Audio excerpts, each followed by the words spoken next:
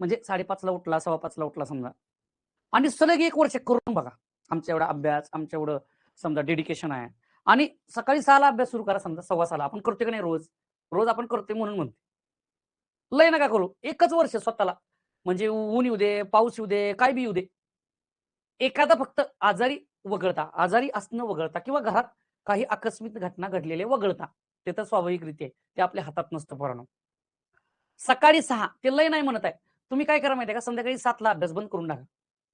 बंद करा आणि घरच्यांना वेळ द्या, कुटुंबाला म्हणजे इतर मित्रांना वेळ द्या, घरातल्यांना वेळ द्या. जे काय असेल ते किंवा तुम्हाला जे आवड आहे ते करा. मी तुम्हाला सांगतो, तुमचा जो व्यक्ती असतो की नाही व्यक्ती जो तुम्ही आहे, त्याचं व्यक्तित्वात बदल होईल. म्हणजे त्याच्या आयुष्यात एवढा 360 मध्ये बदल होणार, हे खात्रीपूर्वक तुम्हाला मी सांगतो.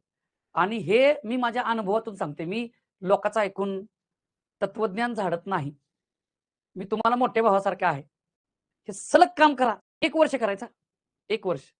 1 वर्ष करा. लय नाही सांगत आहे मी. तुम्हाला अशी पोस्ट नसणार आहे, की जी तुम्हाला मिळणार नाही. असं काहीच नसेल, की जिथे तुम्ही ठरवलं आणि नाही होणार आहे. हे मी तुम्हाला मनातलं आणि अत्यंत प्रामाणिकपणे आणि संवेदनशीलपणे बोलतोय. फक्त आणि फक्त 1 वर्ष करा. 1 वर्ष गायब व्हा. गायब. सकाळी 6 ते रात्री 7. 13 तास. स्वतःला झोकून द्या बस.